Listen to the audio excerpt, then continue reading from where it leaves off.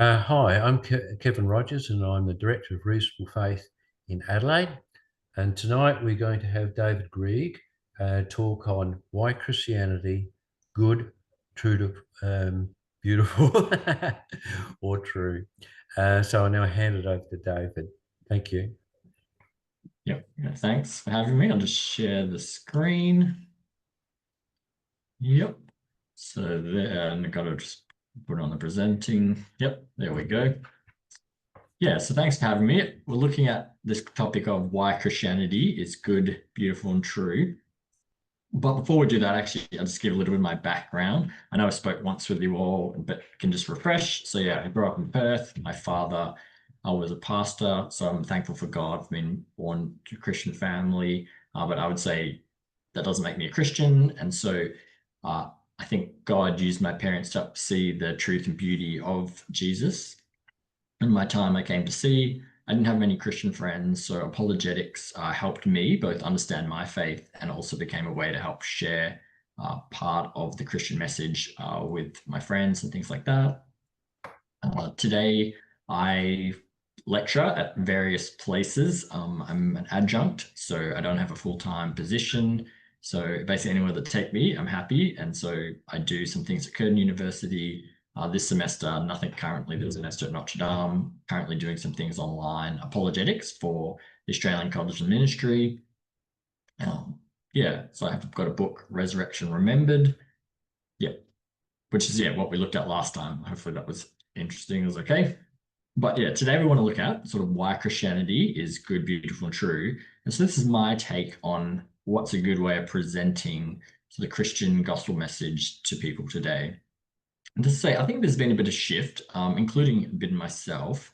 But to say apologetics, like reasonable faith, particularly William and Craig, I would emphasize the truth of it. And that's to say, if Christianity is true, someone who's rational should believe it, and that is enough, right? And I would still actually say that is valid, but there's been this sort of cultural shift of Christianity is bad news. People don't like it. And so I think there's an emphasis on, highlighting the goodness of it as well, which is historically a element that Christians have highlighted. And someone like William Lane Craig is an advocate of what's known as the classical view of apologetics. And actually, I think next time you're having me on, I was planning to look at that a little bit on apologetic methodology. But yeah, the classical method would basically highlight the fact that there has been a range of things that the church has traditionally done in 2000 years. And there's also been emphasis on making the case for God, making the case for Christian theism. And so that's just broadly what we're doing there. But firstly, I just sort of say, why does this matter? And I actually say, to me, this is like probably the hardest issue actually in the Australian context, is people are just apathetic. They just don't care whether or not God exists or Christianity. Yep. And so you actually need to do a lot of effort there. And then I don't primarily see this as, in some ways, the job of the individual Christian or the apologist, but it's almost more of a thing as the church as a whole, which is to say, if we have more Christian artists, like musicians, have songs on the radio and stuff like that, that draw people, if we have more Christian academics who are known for just being, good scientists, good teachers and things like that, they'll have people just being interested in it. It creates that climate in which people ask these things. But yeah, if then you can actually get to the stage of talking to someone, I think it's worthwhile highlighting, why this makes a difference. And I'd say it makes all the difference. An example would be, you can have someone who lives their life devoted to serving the poor. Thinking here of Mother Teresa, she received a Nobel Peace Prize, things like that. And you might say, like, is that a meaningful and value life? Or there's people who led their country, they wanted to make the world a better place, but, they ended up being responsible for the deaths of millions. And depending on your worldview, right? If there is no morality, no meaning, no purpose, there's no consequences in the afterlife, then it really doesn't matter what these people did, which is to say, yes, we may be thankful for what some people did compared to others, but we will pass away, thousands, millions of years later. And then ultimately, we're saying the universe, according to science, is heading towards a stage of heat death, where everything will be just above absolute zero, and there'll be no more life and things like that. And it won't just matter what someone did one way or another.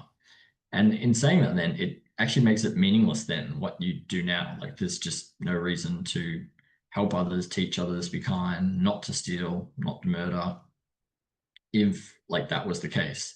And so, yeah, there's like, I would want there to be meaning, purpose in life. I'd want there to be a God exist, like Christianity says. Yeah. And so that's like for me, you just want to begin in some way. You can do it your own way, but just by saying, why does this matter? What does it make a difference? Yeah, if you know you're familiar, this is a Reasonable Faith chapter with like William Lane Craig's work. He'll highlight plays like Waiting for Godot by Samuel Beckett, who have like two men just waiting by a tree, having a meaningless conversation, always waiting for this person to come, and he never does. And that's like a reflection on modern life and modern world, right? We're just having this conversation of nothing, waiting for something that never really comes. Yeah.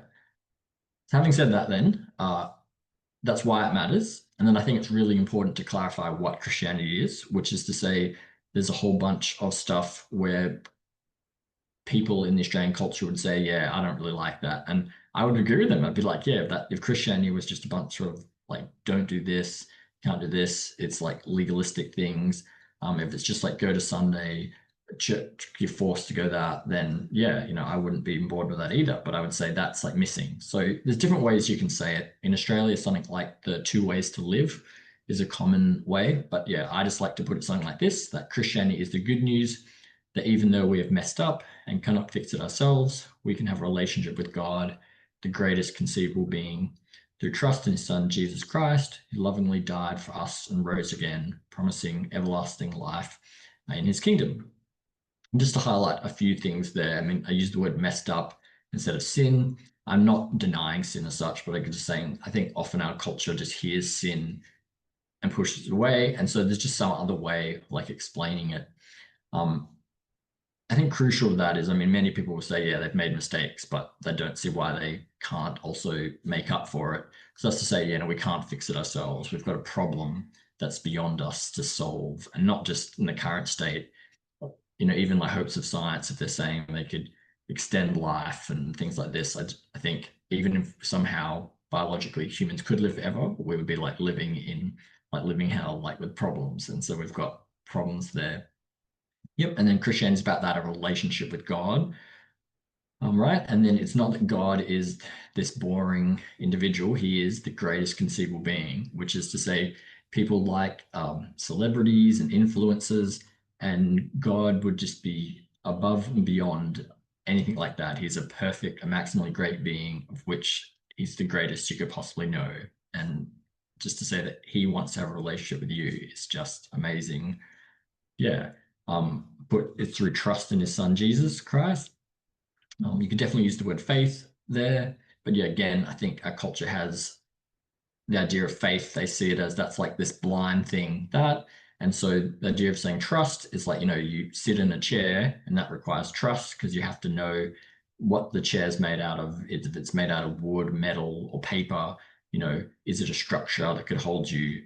And knowing that, then you still have to go and like sit in it. And so the same thing with like religion, or particularly Christianity, there can be evidence for it, which we'll discuss, but then you have to make a decision to do that. That's to say, it's a reasonable faith chapter. Faith can be reasonable, at least the Christian religion. That's the argument.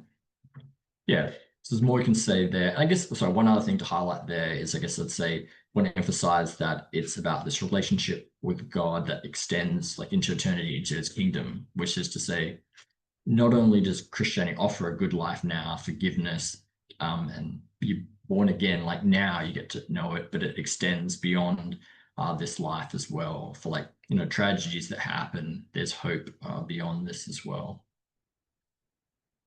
Yep. So I guess having said that, then I'd say that's why you should consider Christianity. Then that's what it basically is. And then the question is, are there any reasons for doing it?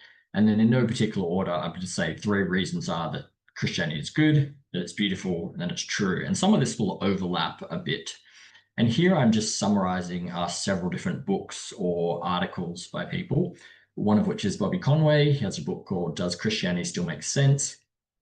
And this is just sort of the blurb for it. But he says, the first orphanages run by churches, various churches and individual Christians, founded many of the great American universities. This is an American writer and book, such as Harvard, Princeton, and Yale, to ensure that people would be given a proper education. The church was pivotal in leading societies to abolish slavery, with leaders such as the British parliamentarian Wilberforce. George Williams founded the YMCA to protect youth from the hazardous conditions on the streets. Likewise, William Booth founded the Salvation Army to care for the poor and disadvantaged. In our day, Millard and Linda Fuller started Habitat for Humanity to provide housing for the poor on an international level. And even today, again, it's in America, but today's churches everywhere strive to help homeless and offer protection and alternatives to women considering abortion, work to eradicate sex trade, preying on young women and girls, and feed the hungry.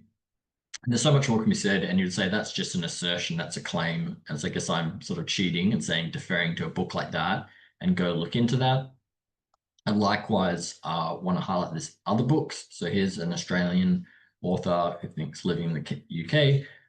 He's actually, I know he's coming to Perth. I don't know if he's coming elsewhere in Australia, but in about a month's time, he's doing a speaking tour, so you can check some of that out.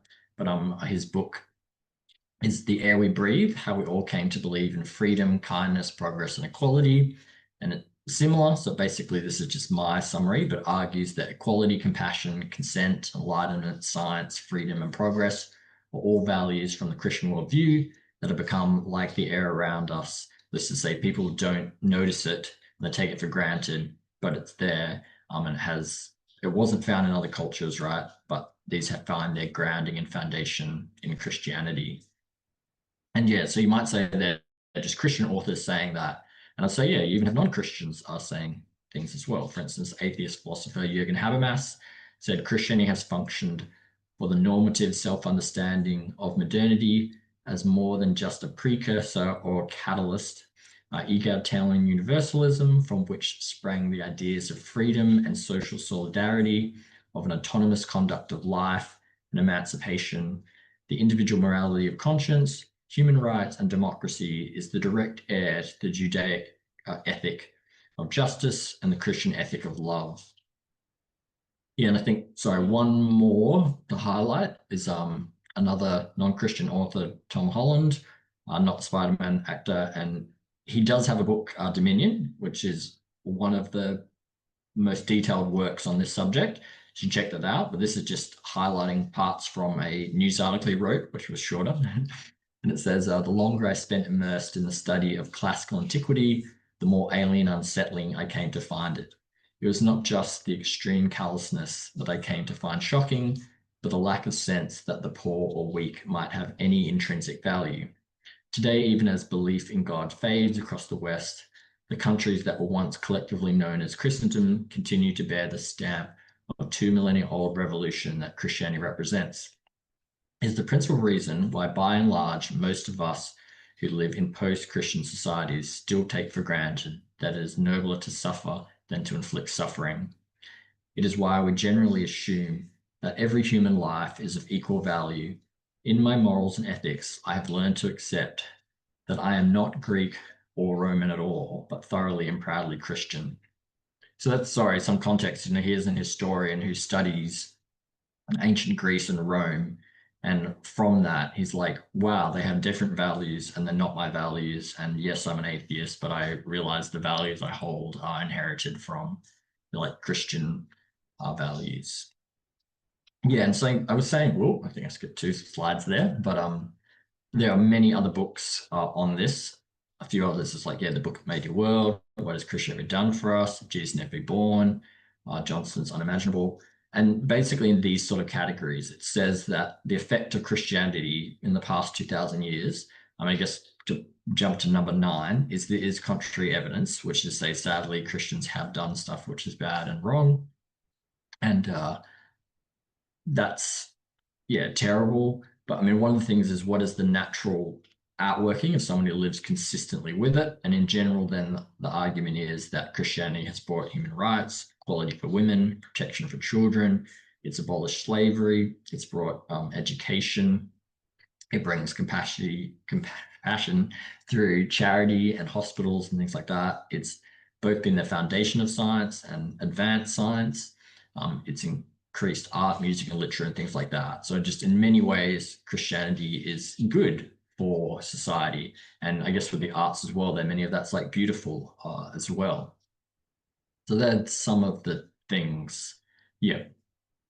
Any comments or questions maybe from there? That's we're like shifting next to like what are the reasons to think it's true, even if you think it has some good impact on society. Just a curiosity, where does Holland actually feel now? Like he says he's proudly Christian, but it doesn't necessarily mean he believes in God. Where does he now I stand? haven't checked up on him in about a year or so, but I think as at a year ago, I think he would, and I'm also not like an expert on his personal values, but from what I understand, he'd basically say that I guess he doesn't think Christianity is true, so he rejects it. But in terms of his values, he would have been adopting basically pragmatically Christian values. I think someone like Richard Dawkins has actually said something similar, broadly speaking, roughly a year or more ago, where he said that he's like a cultural Christian, and that's to say that he doesn't believe Christianity is true and doesn't live as that, but the cultural values he's not.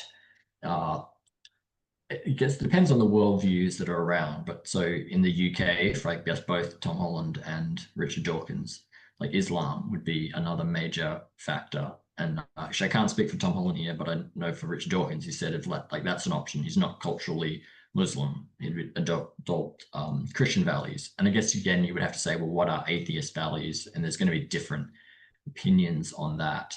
But someone like Richard Dawkins has said, if there is no God, there is no meaning, no purpose, no good, no evil, nothing but blind, pitiless indifference. So yes, and he says like that's not how he chooses to live. Instead, he adopts a Christian sort of values by and large, not all. I guess some of them they might say are bad values, like the treatment and sexuality and things like that. Okay, thank you. Yeah.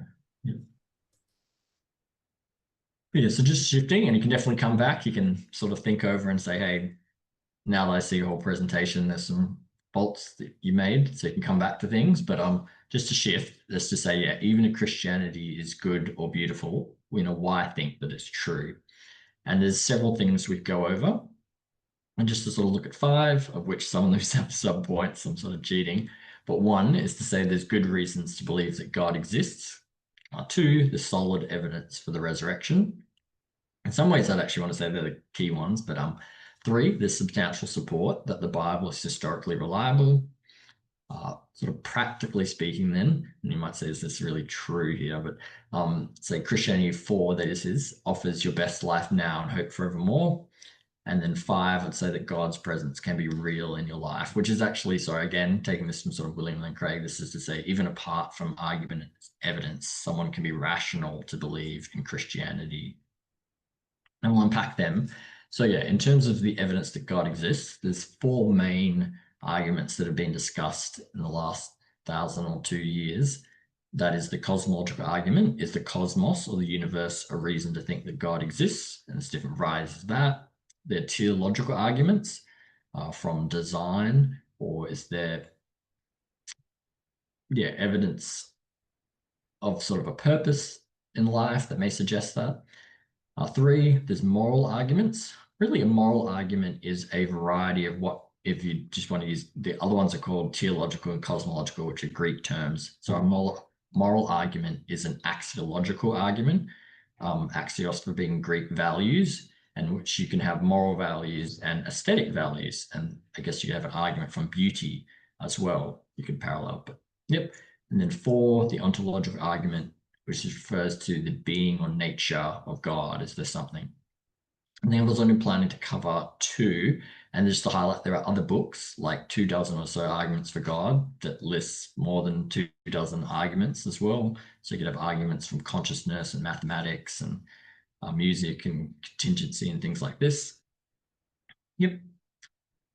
But just to highlight 1, so again, you can have different forms of cosmological arguments, and I really should have put in the title, this is what's known as the Kalam cosmological argument, which is to say if the universe has a beginning, that's a reason to think that God exists, but you could also have other cosmological arguments that don't assume that the universe has a beginning. And anyway, this one, again, can be phrased in different ways, but following William Lane Craig, he says, premise 1, everything that begins to exist has a cause. 2, the universe began to exist. 3, therefore, the universe has a cause. Yep, and that's just stating the premises. So you've got to ask, what reason is there to think that each premise is more probable than not? Yep, and there's various things you could look at, but basically for the first one, to say that everything that begins to exist has a cause, is basically to say this is cause and effect. Is to say that things just don't pop into existence out of nothing. And to do away with this would undermine science and logic and stuff like that, because you could just say stuff came there for no reason. Even things like quantum fluctuations are not a violation of this, because there's still an empty space, the energy field from which the quantum fluctuations happen. It's not actually from nothing. I'd say God is not an exception to this, but God did not begin to exist, so he doesn't need a cause, but God, being eternal, can be uncaused. Premise 2 then, to say the universe began to exist. If you hold to the Big Bang Theory, that implies that. The second middle one there has the second law of thermodynamics. I'm basically saying that the amount of energy is heading to a state of entropy, which is basically to say it's not as usable. And the idea is that if the universe had been infinite in the past, then we should have run out of all the usable energy now. So that seems to infer and suggest that the universe did have a beginning at some finite point ago. Or you can have philosophical reasoning for this as well. So that building there that stretches is sort of alluding to Hilbert's Hotel and saying that if actual infinities could exist, it would result in contradictions. And so given that we don't see these sort of absurdities in life, it's reason to think that actual infinities don't exist in reality. Again, the past is finite. So yeah, that's briefly overview of the cosmological argument and then the other ones, but I'm just highlighting the moral argument. And I guess the cosmological argument requires more knowledge of science and philosophy. And so to some degree does all arguments, and they get in detail who you're talking with. But the moral argument is a little bit more personal in that it's going to ask then, do you think there's morality or not? And it can be phrased in different ways. This is following, I think it was Evans from the Stanford Encyclopedia of Philosophy. And it says, premise 1, there are objective moral facts. 2, God provides the best explanation of the existence of objective moral facts. So 3, therefore, probably God exists. And so you need, again, to defend each premise. Briefly put, you'd say things like that there's objective moral facts, makes sense of our moral experience, that when we have outrage over, if you just look in the news, sadly in Australia, we've had things like poisonings with food and mushrooms and things like that. And you can say, is that just your subjective opinion about whether it's okay to do things like that to people or not? And if you think no, that is morally wrong, and that's for instance a reason to think that. Yep. And then the second premise is going to ask, what is the best explanation? And so this is not saying that God is the only explanation, but it would say God as an eternal being, as meant to be a good, loving being, could be appropriate foundation for morality. But you could have other answers, such as things like Platonism, to say there just exists a realm of the ideal forms, things like love, justice out there in that. And then, yep, and I'd say that's probably not as good an explanation, because it seems weird that these things would exist in the planet. I guess I'm not a Platonist, but people could go that route, and Christians do go that route as well. But in general, I would say God is a better foundation for that, and hence the conclusion, God probably exists. So that's sort of a moral argument. And I mean, that's more like everyday opinion. The hard part about this argument is that I think our culture, Australian culture, will often say like everything's relative, it's just your subjective opinion. And so in that sense, yeah, this is like an uphill battle. But I'd say in practice, most people don't actually live that way. Then they may say, yeah, it's relative, but when someone steals from them and takes stuff from them, hurts someone they know, or someone gets, yeah, horrible things, then they'll turn around and be like, no, it's unjust, it's unfair, it shouldn't be like that.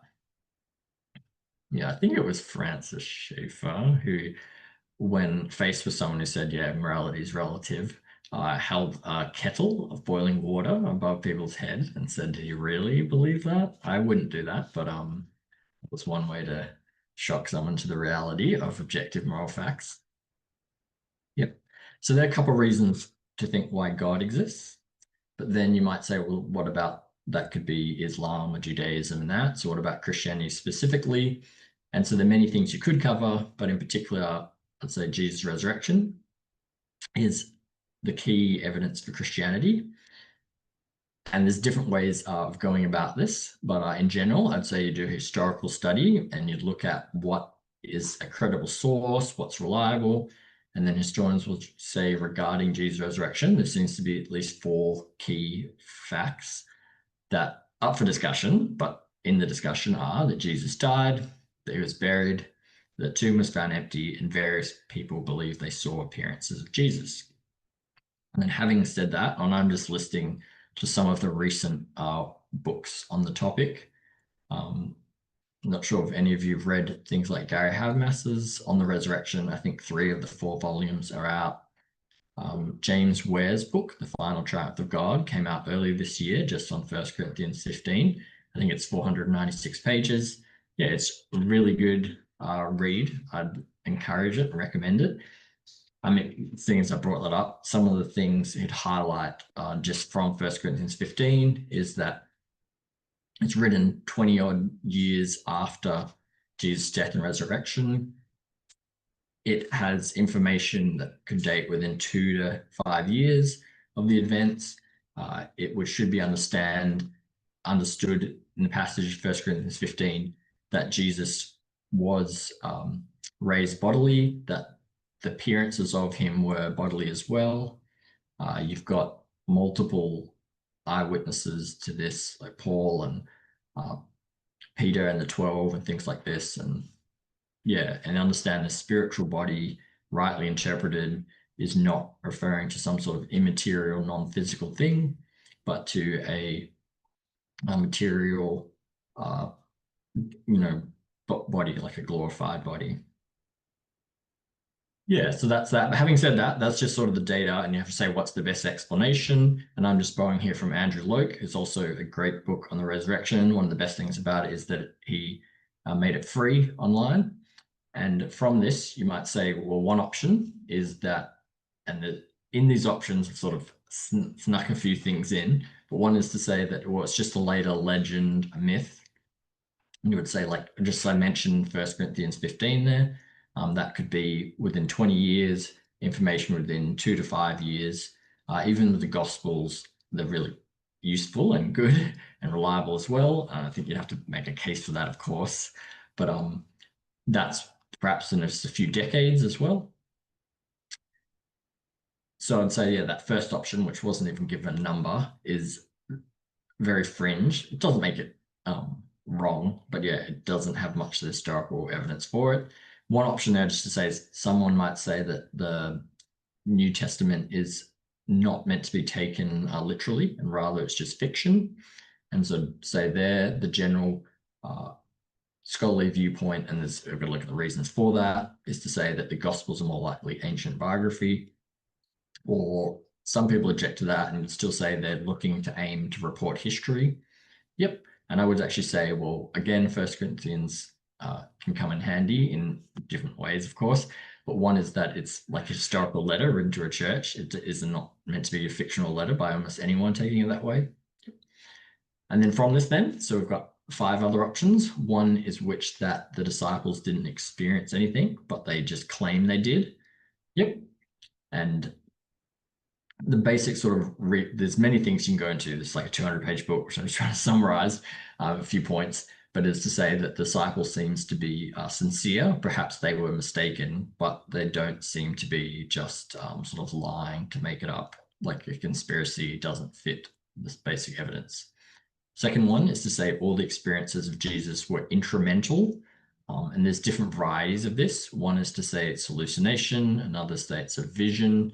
A lot of the time people can just use them as synonyms, but if you do distinguish between the two, I would say a vision is what, again, this is assuming you actually believe some of this is legitimate, but a vision is what like Old Testament prophets saw. So like Isaiah saw the Lord high and exalted in chapter 6. And this is not to say he just hallucinated it or he just dreamed it, but it's to say that God actually gave him a vision of that. And so I'd actually want to say the vision hypothesis, if you're distinguishing, is a supernatural hypothesis, which doesn't really help most skeptics anyway.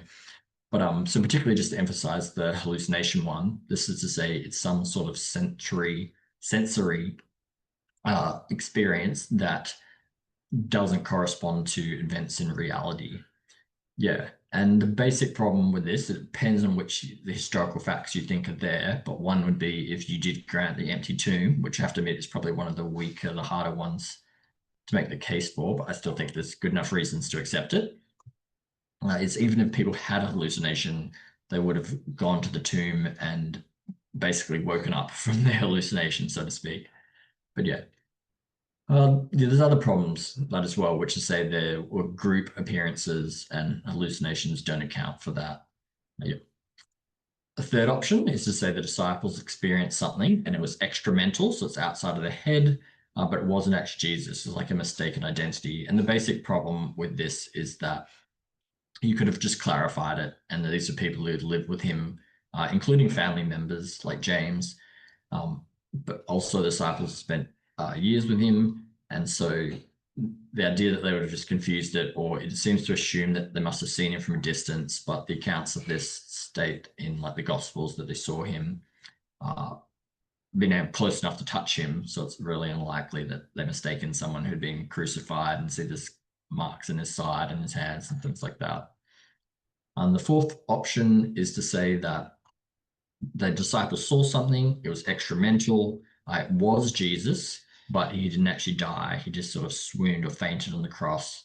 And the basic problem with this is that it's just really unlikely that Jesus would have survived crucifixion. And even if he did, then it wouldn't cause the disciples and what we see in the New Testament to say, he's risen. This is the kind of glorious body you'll receive.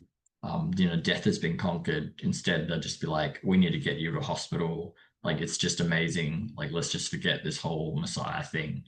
Yeah. And the last option then is to say that, they saw Jesus. It was outside their minds. It was Jesus. He had been crucified and died, and now he's risen back. You can actually split this to say that you can have a supernatural God raised Jesus option and a natural freak resuscitation, or like aliens did it or something like that. But there just seems to be I guess it depends on the individual, but I'd say there's no other reason to think that there's aliens. So that's like an ad hoc hypothesis there. So given that I would say there's reasons such as the cosmological and moral arguments to think that God exists, there's independent reasons for thinking that God raised Jesus. And particularly if you look at the life of the historical Jesus, he made claims about God such that this isn't, as I think David Hume said, what if Queen Elizabeth I came back from the dead? Would you just randomly start worshipping her? And no, like Jesus is in a different category. Like he claimed things like saying, I'm the way, the truth, and the life. No one comes to God the Father except through him. And he was crucified on the charge of blasphemy. So if God raised Jesus, it'd be vindication of Jesus' life and claims and things like that. So that's broadly how I'm just saying you'd want to make a case for Christianity, the resurrection as part of the case for Christianity. Yep. And then briefly, there's other ones moving through a bit faster, is to say there's good evidence for the Bible being reliable. And there's lots of different ways that you could cover this. And so I'm just in this slide saying that there's been a recent work by Jonathan Bernier rethinking the dates of the New Testament. that he's made the case that much of the New Testament would be a very early dated. For instance, he would put Mark in the 40s, Matthew in like the 40s or 50s, Luke in the 50s, Acts in the 60s, some of Paul's letters generally in the 40s, 50s there. And he's just saying you've got early dates, and hence all things being equal, if it's earlier, it's more likely to be reliable. Of course, just because it's early, that in itself doesn't like prove them. People can be early and lie and things like that and make mistakes. So there's other factors, but that's just one. Is the Bible reliable to highlight? Another sort of factor is often to talk about the manuscripts, which is to say, yeah, even if they wrote them at those times, we're 2,000 years removed. What about them? And there's different ways you could highlight this. This is actually one which you probably haven't seen. I'm actually just taking it off on someone who posted on Facebook, because you'll often probably hear the figure that there's 5,000 to 6,000 Greek manuscripts. Then there's like Latin and Syriac and Coptic and things like this. And this one is just looking at the individual books and saying how many manuscripts and of the different kinds do we have. So they're only of the papyrus ones, they're in the first few centuries. The magistral ones are, I'm trying to think what the earliest one is, but I definitely know you've got them in the 3rd century. And then most of the minuscule ones, they'll vary, but they're sort of later date. But again, I guess the point is for something like this is to say there actually is quite an abundance of manuscripts. And you'd have to look at the individual variants and stuff like that, which is in a task of itself. But just for this general basic point is there are a number of manuscripts that would make the task of textual criticism like possible, that we could look in and see. And I guess I'm sort of cheating, but I just did take a whole semester once on New Testament textual criticism with Daniel Wallace. And I'd want to say that, yeah, the textual evidence is quite strong and good for Christianity. Related to that then, it's still like, is the Bible reliable? And like the case for Christianity, I can say like, what does it add? Like, is Christianity true? And I guess I'm encouraging sort of this slide to say that people should read it and see like it's offering a hope of eternal life. Like there's different passages you could pick, but just to pick a couple was John 20:31 says, but these are written that you may believe that Jesus is the Christ, the Son of God, and that by believing you may have life in his name. Or again, John 7:17 said, if anyone wants to do God's will, he will know about my teaching, whether it's from God or whether I speak from my own authority. So I want to be saying it's both reliable, and if you read the message, it's a life-changing thing if you think it's true and trustworthy. Having said that, that's sort of more academic reasons, intellectual stuff. And I want to say just even practically, Christianity makes a difference.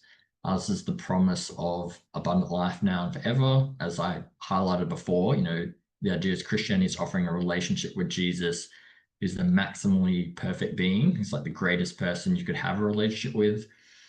Christianity offers a joy that surpasses understanding despite the circumstances and difficulties of life. And you might say, what do I know going through this? And I guess, I could share some of my life, and I think I've had some difficulties, though not on a level of many. But I can think here of someone like Johnny Erickson Tada, who sadly became a quadriplegic and still has joy in Christ. Or I can think of someone like Corrie ten Boom, who's gone through, sadly, World War II and Nazi concentration camps, who would also be able to thank God. Yep. And just to highlight, particularly for our culture, is Christianity is not just about rules. In general, they're there to actually help people flourish, just like it's, advisable with driving to follow the speed limit. Not these rules are to hinder your fun, but they're to help you flourish on the road and things like that. And so in that sense, Christianity is offering, life to the full. This is the best way to live. And then there's, the big hope that life does not end at the grave.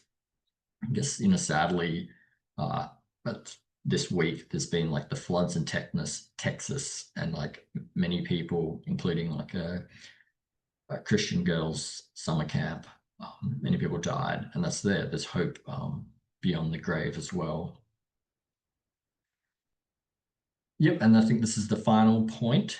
And that is to say, despite them as well, there is the promise sort of in scripture, and philosophically, someone like Alvin Planting has made the case that this can make sense, is that, yeah, belief in Christianity can be true and be rationally valid apart from any arguments or evidence as such. Like, even if you rejected the cosmological argument and you said, yeah, the stuff in culture, that's all wrong, it's just been really bad, would still argue that, and things like James, it makes the comment that, draw near to God and he'll draw near to you. And again, you might say, well, that's just made up. But I guess I would want to say is that this truth in, well, I believe it's true in Romans 8:16 that says the Spirit himself bears witness, depending on how you translate the Greek there, either to or with our spirit, that we are God's children.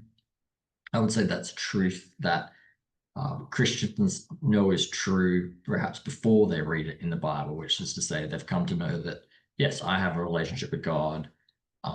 God's Spirit testifies, bears witness to that. Yeah, and so I would say that's something that can be true of other people. They don't just have to read the Bible to know that truth, but they can have a relationship with God apart from that. And so philosophically, this can be said that belief in God can be properly basic. It's also known as what's called Reformed epistemology, if you want to look into that. And the picture of the relevance here is, I think Lee Strobel, in one of his Case for books, I think it's a Case for Faith book, says, like, we've given all this different evidence. And in some ways, it's like, well, how do you know Lee Strobel exists? And you could find his driver's license, you could find his web page and things like that. Or you could go to his house and you could meet him and sit him at his desk. And then it wouldn't really matter if he actually ended up having a false driver's license or something like that. Once you've met the person, you know that.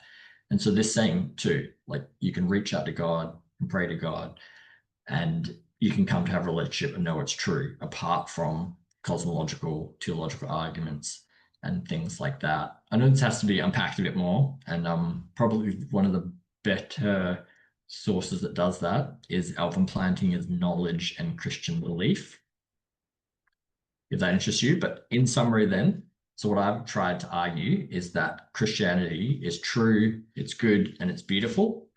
And it includes things like, why I think that's the case is to say that God's presence can be real in your life, that, yeah, the good reason to think that God exists, like the cosmological moral arguments.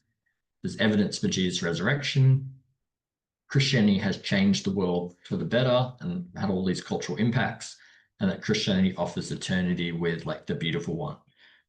Theologians talk about the beatific vision, to see God face to face, to be before him. And it's the promise of, it's not like heaven will be so great because the streets are made for gold. It'd be like heaven so great that you're with God. He is the beauty of heaven. He's the greatest thing you could ever come in contact with.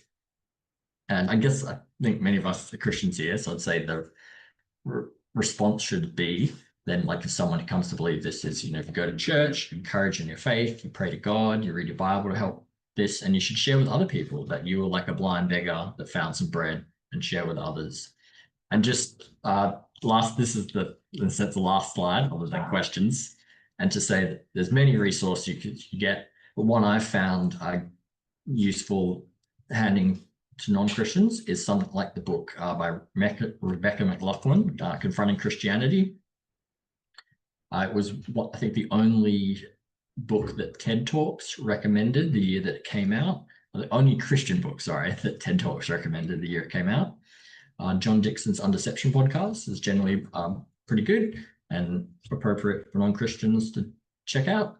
And I did mention, I know several books on how Christianity changed the culture, and I think most people probably go with Tom Holland's Dominion, but personally, I like Smith's How Christianity Changed the World, and that. So having said all that, thanks for listening and sitting through. But yeah, any questions, comments, corrections? Well, you can all allow your microphones. Yeah. Do you want me to stop sharing the thing too? I think so. Yeah. And we'll go into gallery view. Still sharing. shit. Sorry, stop the top. My bad. Yep. And we'll go into gallery view if I can. Know how to do it. Yeah. Okay, good. Rightio. It's only been one person's been active. One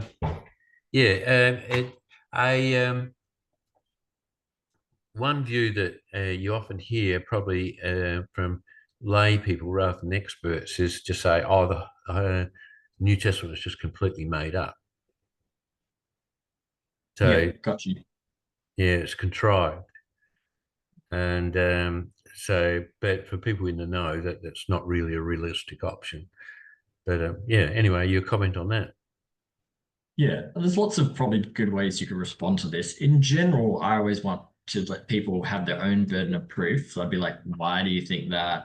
And see, are there good reasons? Yep. And depending on what they respond to that, I, in a sense, want to adjust that. But not knowing that, yeah, I would basically say that if you look at archaeological books, particularly obviously about the New Testament, you'd find that there have been several archaeological findings.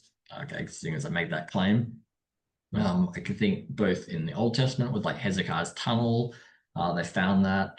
In the New Testament, there's been signs of things like Pontius Pilate being a real figure that's been found. There's Erastus, who's mentioned in Romans. Yeah, like there's an archaeological finding and stuff like this. So, but you might say, Harry Potter, it mentions London and London exists. So yeah, I'd also want to say the standard shouldn't, in my opinion, be like certainty proof. And that's going to be more probable than not. So to say they're good reasons, but they're not going to be like forcing or compelling someone. It's still that matter of trust or faith you've got to act on. But yeah, in terms of our factors, I'd say I do think that there's good reasons to trust the whole Bible. But the key thing then is Jesus' resurrection. And I'd say if you look at them, we've got texts that are fairly close to the date. We've got abundant manuscripts of them that we can trust them. And then if we look at them, we have multiple sources that claim that Jesus died. And for each of those factors, like the burial, tomb found empty, and the appearances, you could say there's multiple factors that you would say the stuff which is like embarrassing, like that Peter, who's meant to be one of the early leaders, like denies Jesus. Like, why did he put that in there? Like that women were meant to be the first finders to the tomb. Again, that's embarrassing. You can have things that fit the cultural setting. And I'm thinking here of what's known as the criteria of dissimilarity. But this is to say that, for instance, the belief in Jesus' resurrection is both dissimilar from the Jewish belief in that they were expecting the resurrection of all people at the end of the age, but it's both similar in that it is a bodily resurrection, but it's in the midst of history for one person, Jesus. And so in general, it like fits the cultural context and the afterlife beliefs that we have. And yeah, there's so much more you could cover. I know an old book is On the Reliability of the New Testament by F. Bruce. But yeah, more recently, oh man, it's by John. Well, I think John Williams is the composer, not him. So I'll have to go look it up. But there's like several books on these topics that you could look up. On that note, sorry, just to cheat, if you like, if you go to my website, and this is not for you personally, but it's for this question, I have a website called whychristianity.org.au, and in the resources section, there's a bibliography, and it's way too long, but you'd basically find like 50 books on each of these sort of different topics. So there is one on, is the Bible reliable? And I'm claiming that there's in the order of 50 items that you could look at. So that's to say it's not. Yeah, and my response, I think several the person who makes those sort of comments is probably highly ignorant and apathetic and doesn't care. Yeah. And so they probably wouldn't bother with it, looking up your bibliography. But I think just a simple reading, like if people just started That's reading. so useful to point them to the fact that it exists. What? Okay. Yeah. I said it's still useful to point them to the fact that those books exist. Yeah, but I think a more pragmatic approach would say, well, why don't you just read Paul's letters? And is it all made up, or is this a real person, or something like that? Because it's probably pointless going to at a highly technical level for somebody who's flippant and ignorant and prejudiced and doesn't believe they're miraculous. So they're sort of throwaway comments that aren't viable. Sometimes you have to realise that some of those people aren't really interested anyway. They're just baiting you a little bit, you know. Yeah. It's a bit of a waste of time and effort, you know. In saying that, I do think that's like the hardest part in Australia is for actually to have people to take an interest. They're sort of apathetic. They don't care. Yeah. More so than America, I think. Yeah. Yeah, actually, very sadly, I'm not sure if you follow the Lausanne World Congress. They had the 4th one last year. And it's been the last few decades, like once a decade for the last couple. And they listed Australia as having the largest decline in evangelicalism in the world. So they're basically saying we're as bad. I mean, it's declined, which is to say there's some that could have been at, 0.5% and went to 0.4%. So they maybe don't get as big a decline. But they're still maybe worse off. But yeah, we're not in good shape at all. It's interesting with some of those statistics, you wonder, because in some countries, would they get a higher statistic of Christianity because they have people that register, say, as Catholics, but they don't really believe, it's sort of more like a badge rather than a personal relationship, So but I agree with you that it's on the decline. At the same token, we're getting more and more people from overseas that are bringing religions with them. So we're having more of a cross-section of religious belief. I don't know, is in Perth, do you have a lot of people from India and, Hindus and like coming? Yeah, there is some. I don't know statistically. Sorry, Perth has more than Adelaide. So it's got the eastern states. Everything's on the eastern side of it from WA.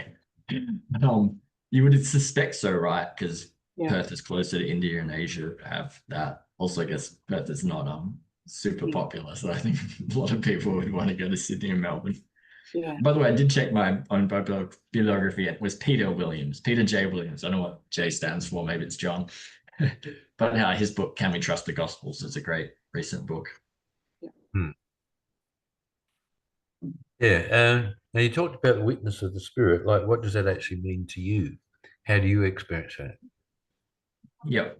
In fairness here, and I shouldn't say too much, but it's been recorded. But this is one I'd love to see, practically speaking, developed a little bit more as well. But from reading something like Album Planting is a knowledge in Christian belief, I do think that makes a good case that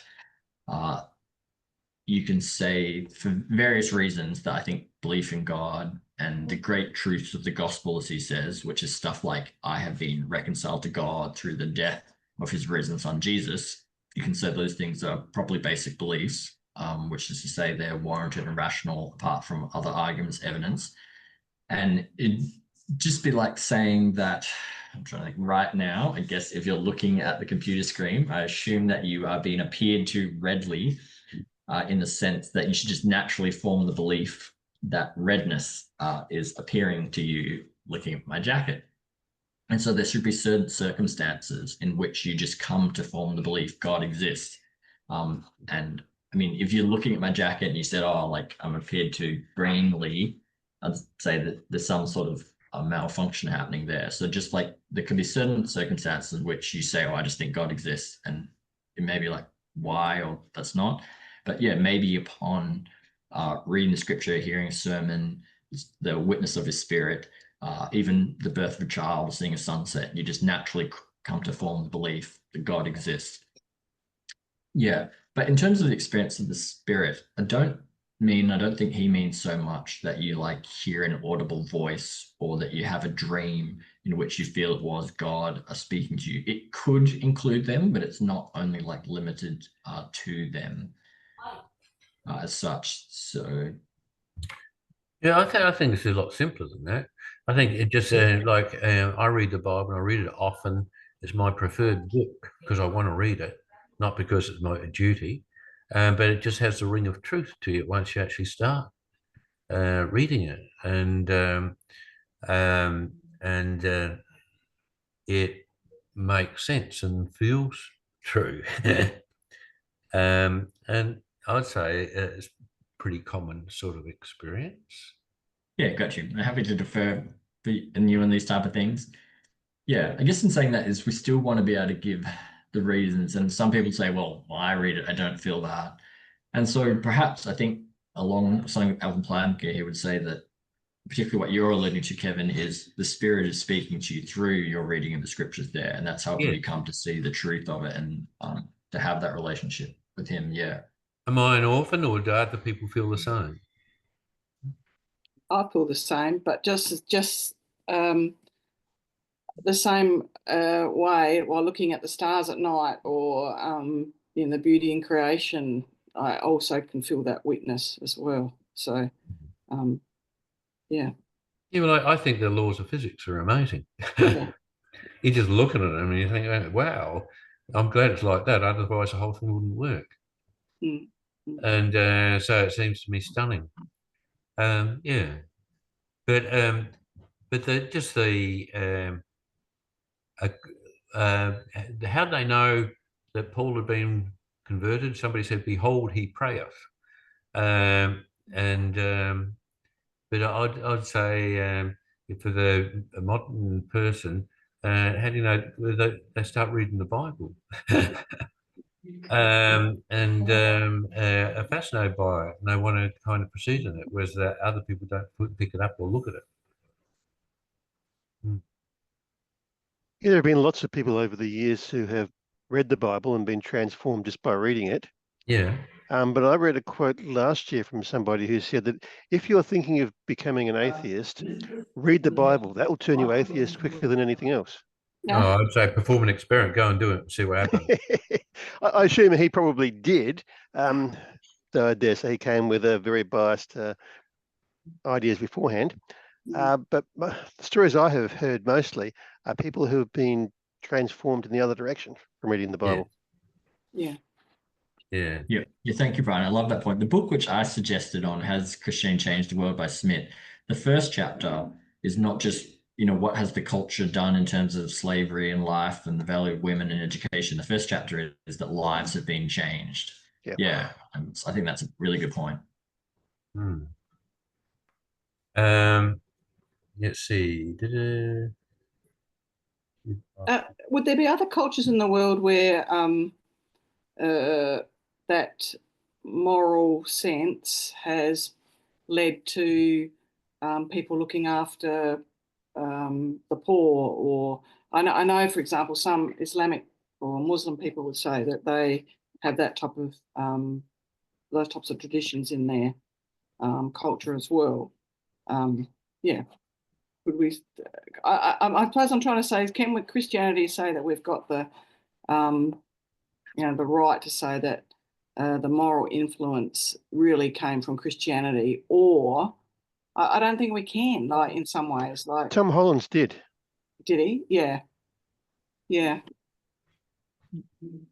But even today, though, that people would question that. Though in the past, they might, but. If you look at historically, you could say perhaps you could get an argument, but now they'd say there's lots of very moral, generous Muslims. You know what I mean? I mean that even the Jesus referred to the when he was that story about the Samaritan. It wasn't even a Jew; it was a Samaritan. So there's been goodness and looking after one's fellow man as a part of our innate character reflection of God's character on us. Paul actually refers to that sort of thing in the first couple of chapters of Romans, that people who don't know anything about God or that sort of thing, there are some of them who just grasp and do the right thing anyway, as if they've got it.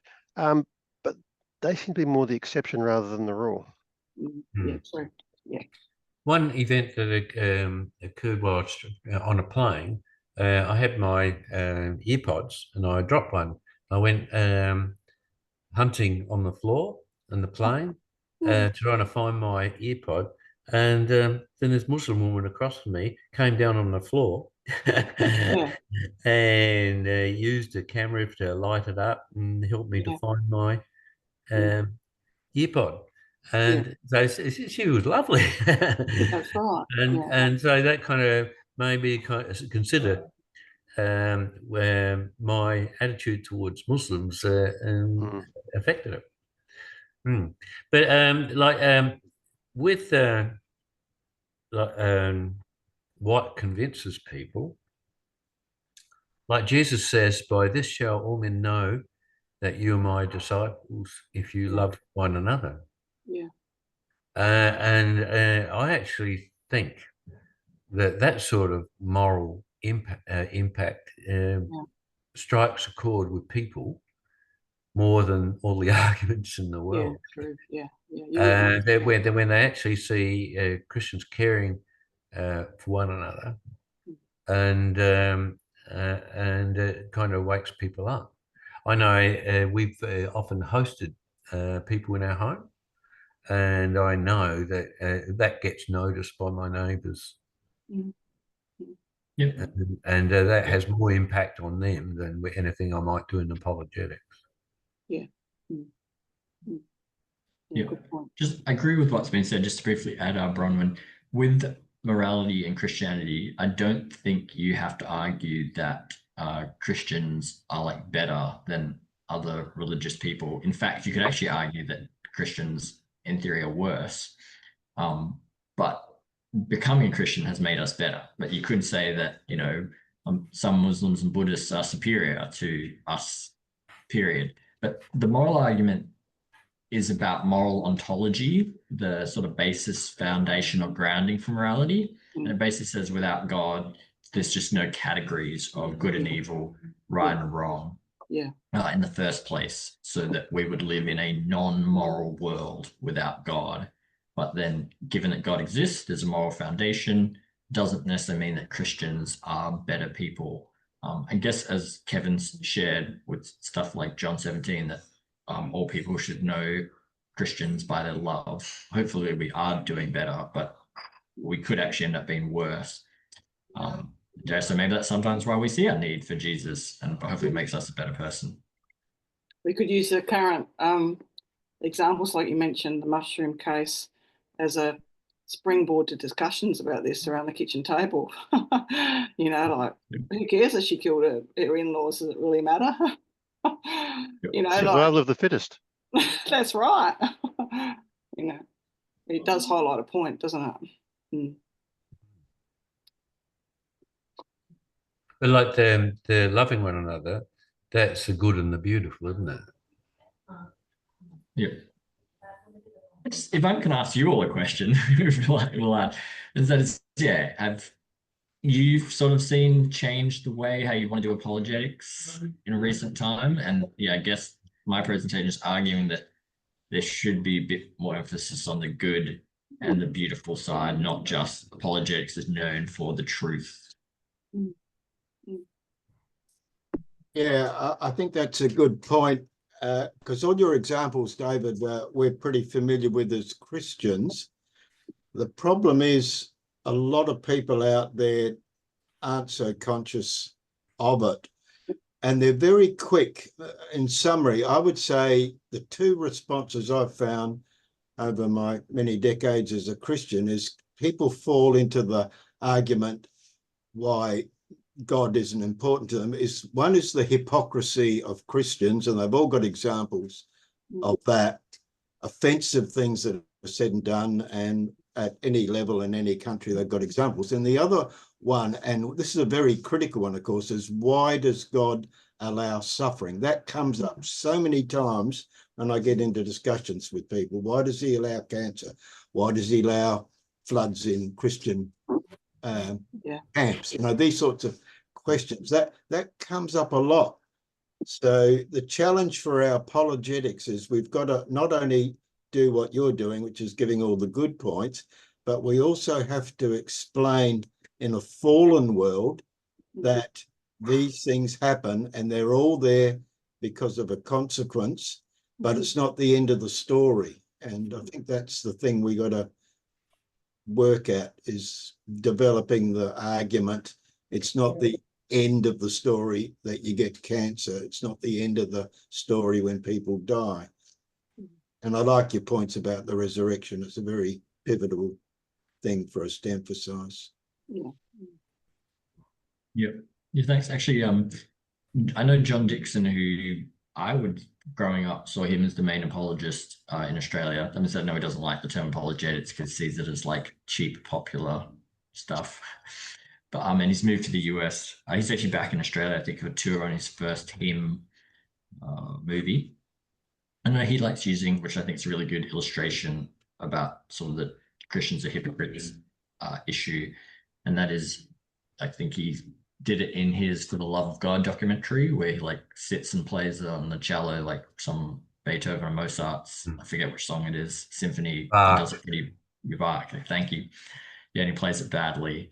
Then it gets a proper musician to play, and it's like really beautiful. And so basically argues that Jesus plays the tune really well, and it's sad that many Christians haven't played it well, but you shouldn't necessarily dismiss the whole tune or, you know, Christianity because of bad Christians.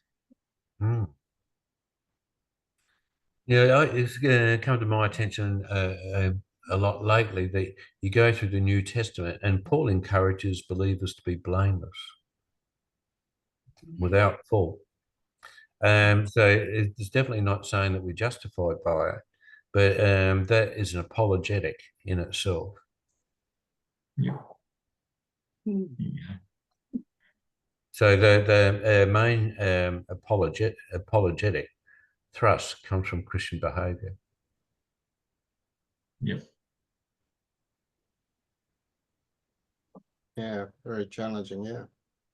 I think if we're really in love with the Lord, those types of things follow. So our relationship with God has to stay central and focused. And unfortunately, you know, life being as it may, and we let it slip, you know, and that's when we trip. Mm-hmm. But, yeah.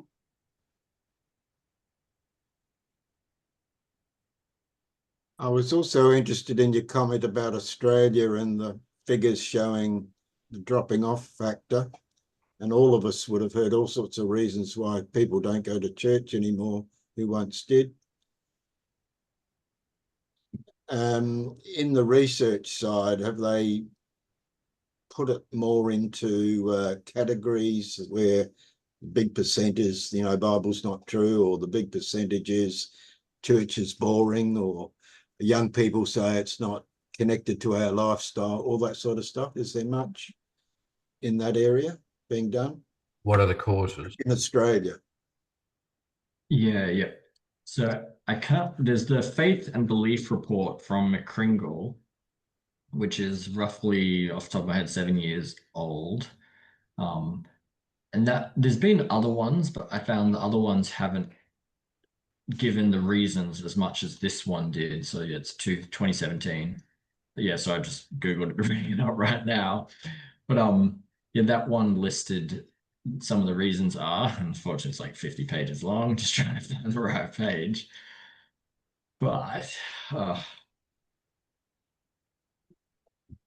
yes, yeah. So it says 33% reject Christianity because of views on homosexuality. That was in 2017. Imagine on transgender and things like that would also be a factor now, which isn't even one of the items then. 24% rejected because of view on hell, 24% on suffering, 23% related to miracles, 21% the role of women, 20% on the Bible. And I guess it's not clear there, but I guess they're saying they don't like the Bible, and 18% on science. So there's some of like the reasons why Australians were saying that they have a problem with Christianity. They're interesting figures. One thing that could not have caught up with is the influence of COVID, when everybody stopped going to church for a while.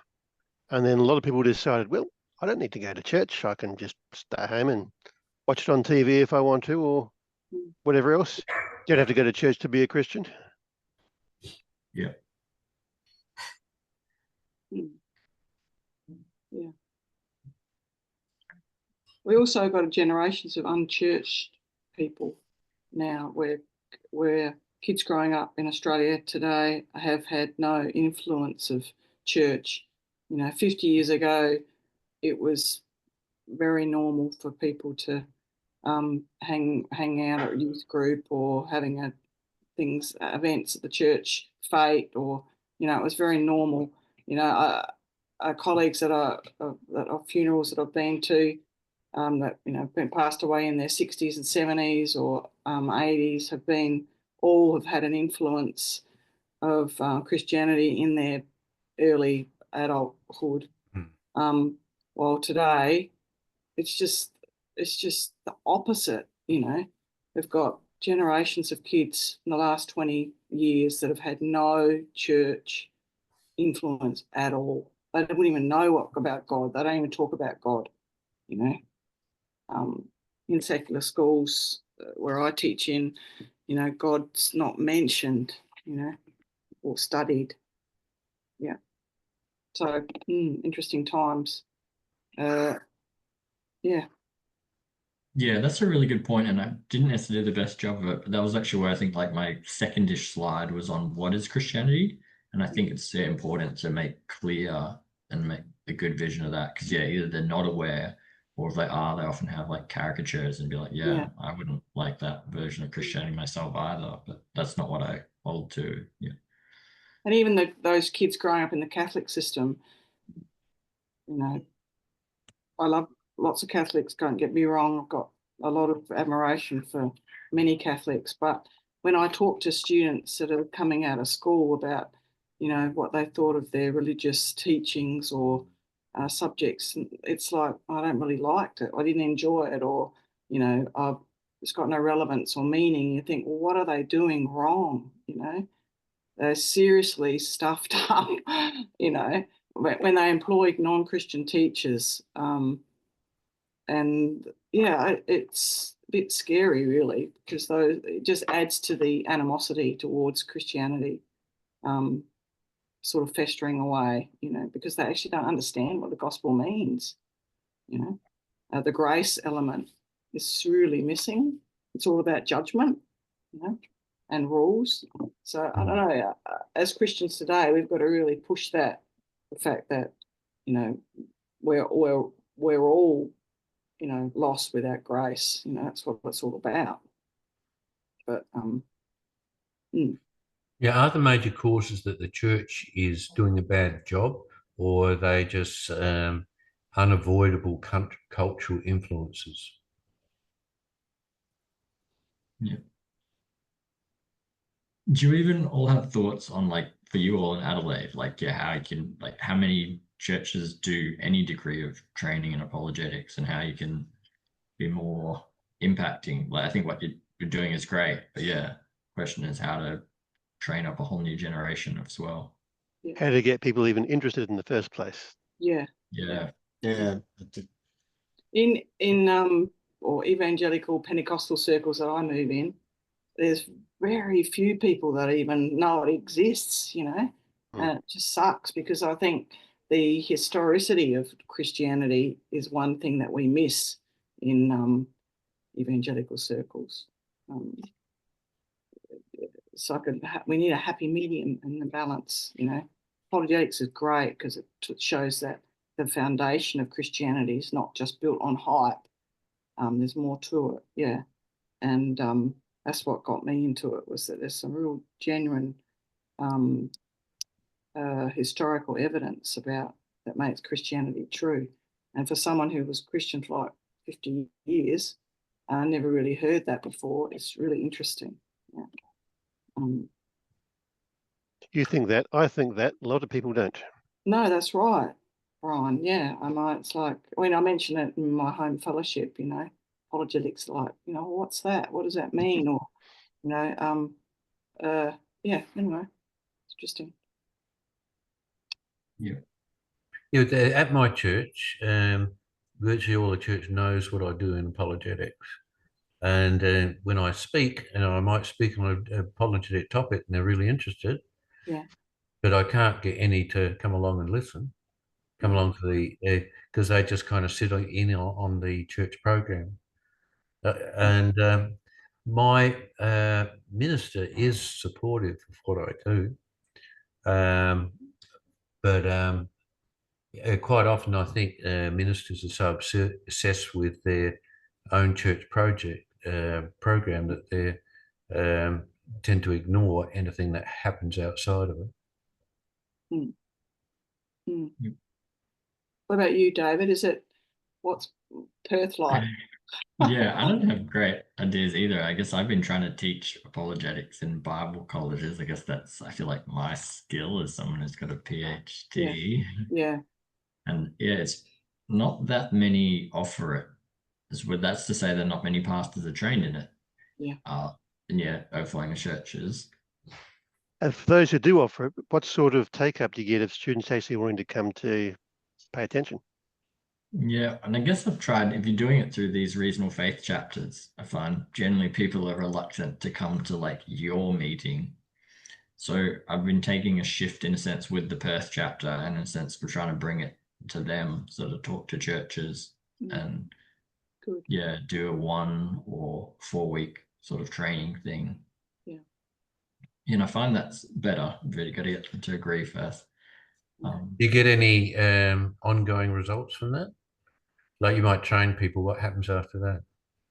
Yeah, I guess I don't have good I mean, you might have the individual who like emails you and follows up. I guess that's where you can recommend a take-home sort of book on the subjects. And I think I've known someone who's read them. I guess for the uni groups, I'd hope they're doing some and more. But even that. Yeah. Perhaps they cover it more in their theological studies.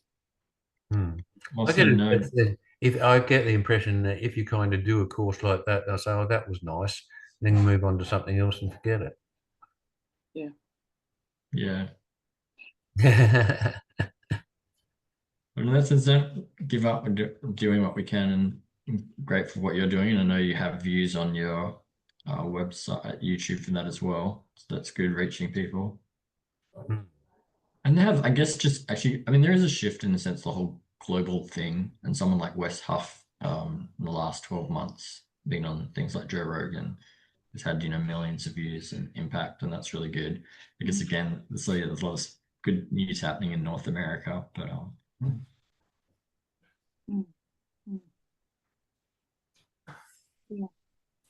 yeah, and I guess in saying that, in Australia, someone like Daniel Patterson in Brisbane, Questioning Christianity, I think speaks to a lot of schools, youth groups and things like that. So that's great to see as well.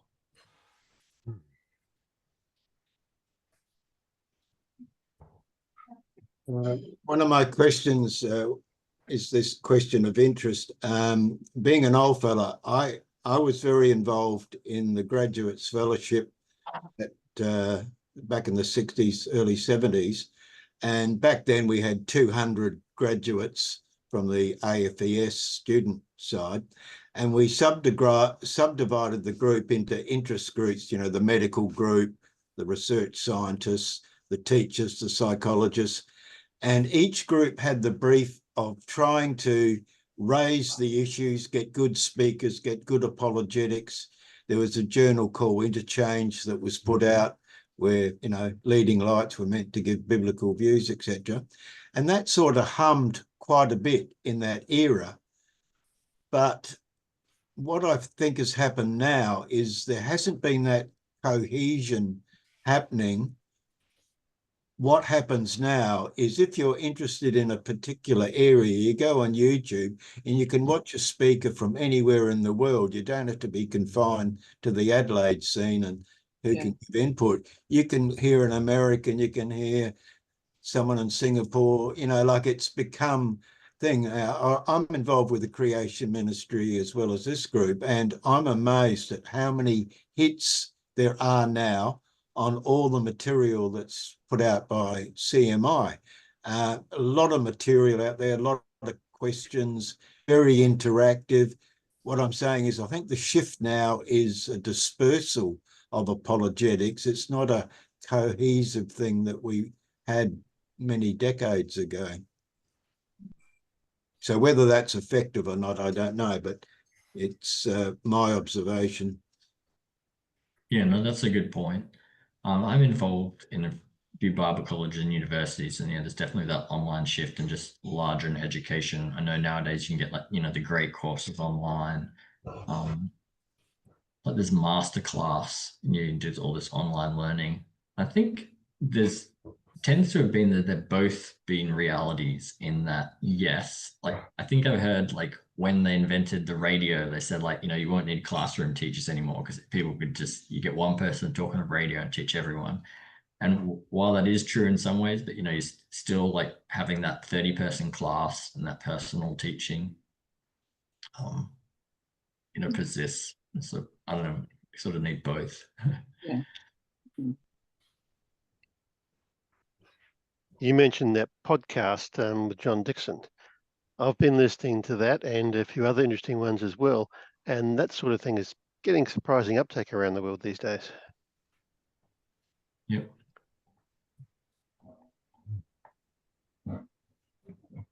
I'm probably unusual here. I was brought up in a non-Christian home. So who here was brought up in a non-Christian home? Or half and half. One parent. And the rest But father not go to church, but mum went to church, that kind of issue. Good old mum. Sorry? What was your situation, Bronwyn? Oh no, in a Christian family, yeah. And Brian? Yep, same. Christian family. Yeah, most people who go to church are from Christian families, and I was unusual. But I was in a hostile environment, from home, school, uni, work, wherever I went, it was hostile. And so I didn't kind of get any upbringing in it.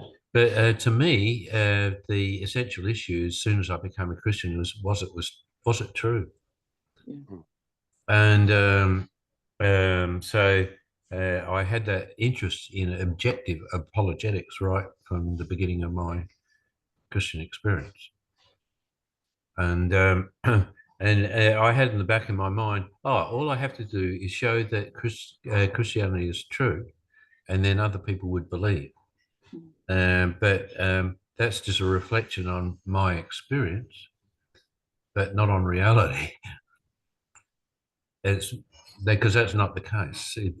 You can prove it's true, and people just shrug their shoulders. Yeah. So that's kind of why I came back and emphasised that people actually lived out their Christianity and people watched. That actually may have more impact than showing whether Christianity is true or not. Yep.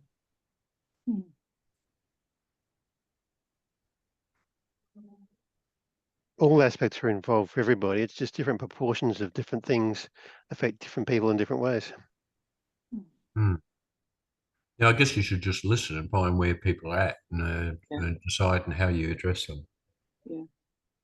And pray too, that the Lord will soften their heart. Wow, yeah, I didn't think of that. Yeah. I'm sure you did, Kevin. I have another comment on this question of the God factor. When I was doing research in the Middle East, I employed Islamic archaeological guides in the research, got to know them pretty well. And I would ask them about their day and family life, etc. And quite a few of them would say things like, I had a dream last night, because as you know, in Islamic culture, dreams are fairly important, whereas we don't talk about our dreams by and large. What I found is when you start talking about the dreams, it was very easy to get God into the picture in the conversation. It just came up sort of automatically, which is interesting. If you do it with Australians, whether God's in it or not doesn't seem to matter. That's my first comment. The other comment is I was in a hospital where the cleaning lady was from Africa, and we got chatting with my wife and I, and she said, what is it about Australians that they never talk about God in day-to-day conversation? Yeah. We said, where do you come from? And they said, in our culture, we talk about God in very natural, everyday terms, and we relate it to what's happening in our village, our family, our circle. And for them, God is in their worldview such that you're not embarrassed by mentioning it and saying, whereas the problem in Australia is we've got this very high secular component that it's seen, I don't know, improper or not relevant or whatever to start bringing God into conversations. I think it probably started with the general principle in Australia that there are two subjects you just don't talk about, religion and politics. Yeah. And it's probably for the reasons of you don't want to cause arguments unnecessarily. So we come at it from that perspective, and it's kind of ingrained into us that way, that we stand back because we don't want to start an argument, because that's not going to help anybody. From their culture, when you can just talk about God naturally, it doesn't create an argument. Yeah, no, that's right. It's very natural. Now it's God, politics, and COVID vaccinations. That's what you have to avoid. It's interesting, isn't it, on that point, though, Kevin? You're allowed to talk about football and you're allowed to get very emotional about it, and you can use all sorts of adjectives. And it's culturally quite okay. Yeah. I remember a couple of years ago, an English colleague, she was a friend who walked in the staff room and said, "So who did you vote for on the weekend?" This is like after election. I went, like, you don't ask in Australia, and I just sort of mentioned who I said, oh, well, so I took on a little journey and about the do's and don'ts of Australian staff rooms. Yeah, quite funny. I think it's easier to talk about politics than it is about religion. Yeah, it is. Yeah. But the Muslims, or because I mix with a lot of at my school, I've got a lot of colleagues that are from different faiths. They do like talking about religion, so it does actually come up quite often. Yeah, so I've got to be prepared. I wonder whether part of the problem is there's a strong emphasis within evangelicalism of the Christian obligation to witness. Yeah. And the rest of the culture can say, oh, here we go. I can see them coming. Bible bashers. Yeah. All right. So these are people on a bit of a guilt mission. They feel the obligation, and so they're going to apply pressure, and that you have an uncomfortable conversation. I don't know. Does that ring a bell or ring true? Jehovah's Witnesses to blame, perhaps. Oh no. There's within evangelicalism, there's a very strong emphasis, or there was, on you should witness, otherwise other people go to hell, and so it is your motivation for it, or it comes through, and it creates makes people feel uncomfortable. Yeah. I've just finished reading a very interesting book called Seeking Allah, Finding Jesus by Nabil Qureshi. And he grew up as a Muslim in the United States, of Pakistani heritage. And he paints a very strong, good picture of what it's like to grow up in a loving, very good, strong Muslim family.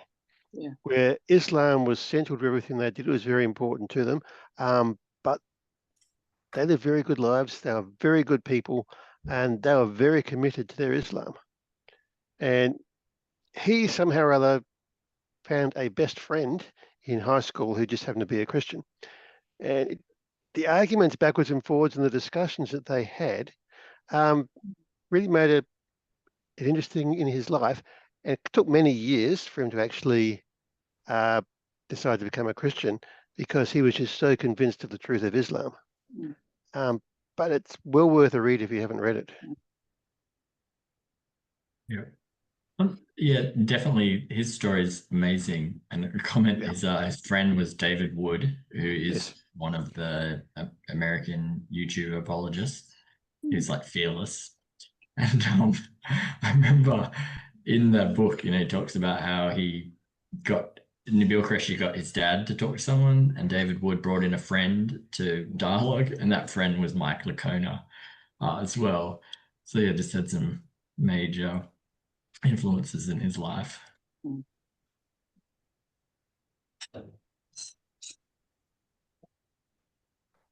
A few years ago, slightly off topic, but a few years ago, my daughter got invited to stay with a friend in Sydney, and they'd grown up together as friends here, and we always thought she was a Christian. And so off she went. She was about 17 at the time, my daughter was, and only to discover that she was involved in a sect, right? And they were Korean, and it was a Korean sect. Can't remember the name now, but the guy was actually, my daughter was actually sitting there in the 2 or 3 hour service, watching him on the screen, and she looked him up, and he was actually up for sexual assault or been in prison for, umpteen things, and she's like, oh no.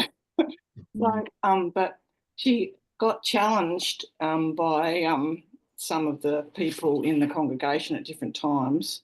And what was really encouraging was she was able to sort of stand her ground and say that she was very comfortable with what Christianity, that she knew what it stood for, and the reasons for Jesus Christ, the resurrection, and she was able to, even though I wouldn't have thought so at that time, but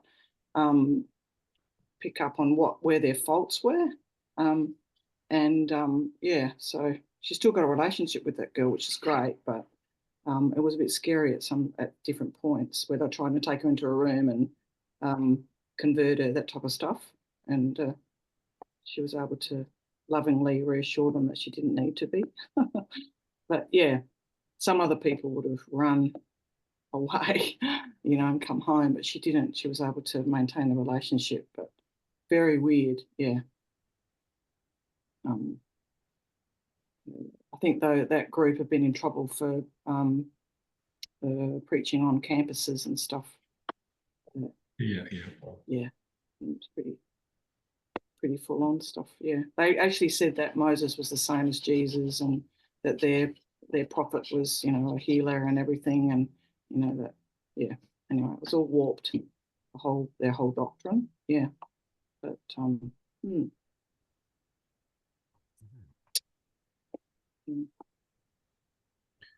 Right, how are we going?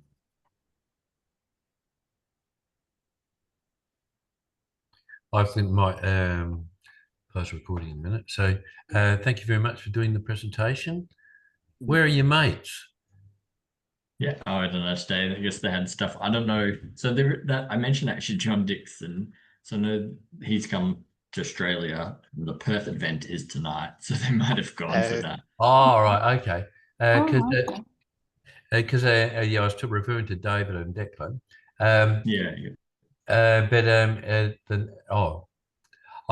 Anyway, I shouldn't actually record this. So anyway, David, thank you very much for the presentation, and I think the discussion was quite lively too. And so at this stage, I'll just end the recording.